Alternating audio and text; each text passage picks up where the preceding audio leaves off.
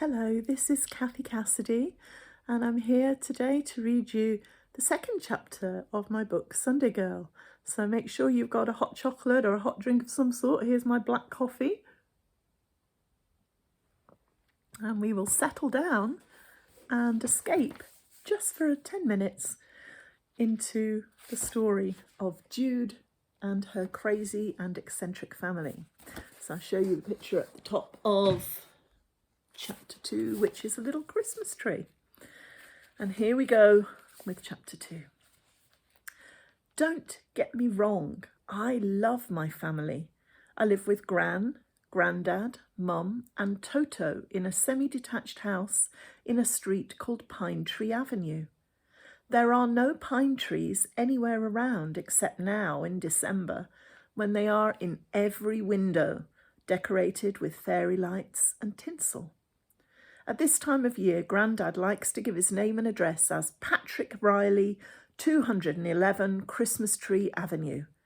This causes problems with banks, taxi drivers, delivery firms and postmen. The fact that he has a full white beard and a figure like Santa Claus does not help matters. Gran used to be a calming influence on him, but for a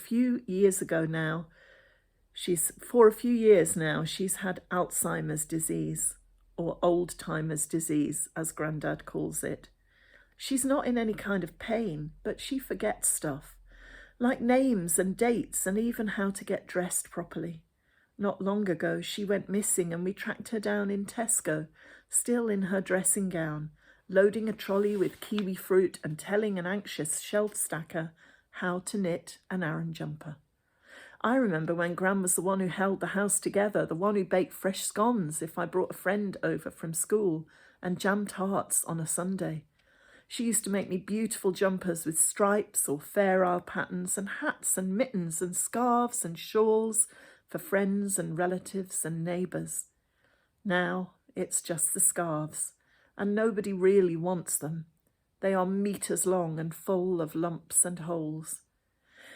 It should be Mum looking after Gran and Grandad, looking after me, but she just isn't that kind of person. She's 44 years old, going on 14. Sometimes she's gorgeous and glamorous and funny. Sometimes she really is not. In the evenings, she sits at the piano, hammering out grim old Irish songs that make you want to cry into your cocoa, telling anyone who'll listen about her glory days as a singer. I could have been a star, she likes to tell me. I won the weekly talent contest at Butlins in Clacton-on-Sea in 1981, and I often played the piano at the Irish Centre. Very popular I was. Then I met your dad, Jude, and that was the end of that. Now Mum works part-time in the hairdressers on the corner, a salon called Chop Suey, after its owner Sue. Often people ring up to order egg fried rice and chicken noodles and get annoyed when offered blonde highlights instead. And Toto? He's our dog, a tall, languid Afghan hound with flowing strawberry blonde hair. He is very beautiful, but very stupid. The dog's home told us he was a pedigree, but that he had run away from home so often his owner despaired of him. This appealed to Grandad, who likes a challenge. Toto has never run away from us, perhaps because Mum brushes his hair and scooshes him with leave-in conditioner every day, or perhaps because Grandad buys him gory old bones from the butcher and walks him for miles every morning and every night. Well, Grandad announces the morning after parents' night, your teachers were full of praise, Jude. Well done. Yes, well done, Mum agrees, sipping her black coffee while the rest of us pick at our cornflakes. You take after me. I was always good at school too, you know. Fiddlesticks, says Gran, and Mum shoots her an angry look. What? She asks, blinking sweetly, smoothing the tea-stained green scarf out across the table and brushing off the remnants of last night's flapjack crumbs. I dropped a stitch, that's all. Mum frowns and goes back to her coffee. I don't know what your father thinks he was doing there, she says darkly, dressed in that catsuit thing. Whatever must your teachers have thought? He had an OAP party to go to, I say lightly. He was going straight on there after the school. Why does he have to embarrass us like that? Mum sulks. I thought you liked all that showbiz stuff, Grandad reminds her. And you were just as bad yourself at the beginning, admit it. White PVC knee boots, black mini dress, blonde beehive hair.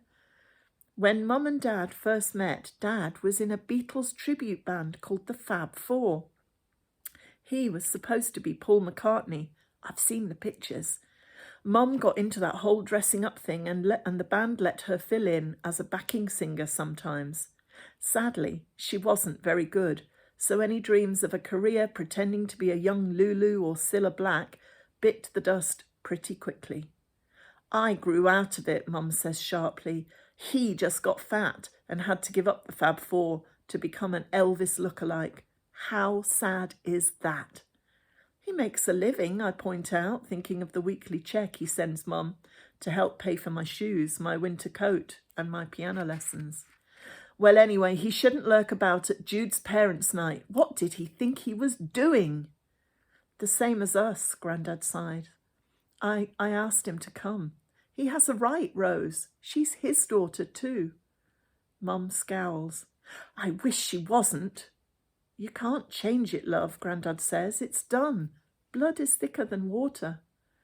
I've heard it all a million times before, but I still don't get it. Mum left Dad all those years ago. She cancelled the wedding and scooped me into a rickety pram with a suitcase balanced on top. And she marched back home to Gran and Grandad's. It was her decision to leave. So why is she still angry, 12 years on? Beats me. I finish my cornflakes, rifle through the stuff on the clothes area for my gym kit. Mum is brushing out Gran's long grey hair. Before she got ill, Gran had the most fantastic hair. She'd wear it up in a French pleat or a wispy bun or knotted loosely with a bright silk scarf tied around it. Now she forgets to even brush it, so Mum does it, smoothing it, plaiting it, pinning the braids up across her head, so she looks like the picture on the cover of a book I once read. Heidi, but with wrinkles. Ah, Molly, Grandad sighs, my sweet Irish colleen. Who's Molly? Gran asks brightly. Do I know her? You're Molly, pet, Grandad says sadly. He stacks up the breakfast plates and dumps them into the sink. All I'm saying, Mum huffs, is that if he insists on turning up at Jude's school, he should at least leave that woman behind. Victoria is a lovely girl, Grandad says firmly. Victoria is a bank clerk at Grandad's local branch. She's very kind and she's always been good to our Jude, hasn't she? Victoria is great, but Mum definitely does not want to hear that. Not this morning and not from me. Unless I can tell her that Victoria eats raw liver for supper and tortures small animals as a hobby, my comments are not wanted here. That dreadful suit she was wearing, Mum says, and her hair. Why can't she get it done professionally? She looked very nice to me, Grandad says. And that engagement ring was just beautiful, Gran chips in. Mum drops the hairbrush and it clatters onto the floor. We all stare at Gran, eyes wide with horror, but she's gazing down at her knitting again, brows furrowed. She might as well be 1,000,000 miles away. Mum makes a kind of choking sound. Engagement ring, she gasps. I didn't see an engagement ring, did you? We shake our heads, stunned into silence. He wouldn't. Would he, Jude? No, I whisper, but I don't know, not really. Dad loves Victoria, I know that. She loves him. Why shouldn't they get married? But wouldn't he tell me first? Take no notice of your Gran, Mum says boldly. She's always getting things mixed up. The very idea. I pick up my bag from the coat peg in the hall. Mum's right. Gran does get muddled up. Not this time, though. Something tells me that this time, Gran's not muddled up at all.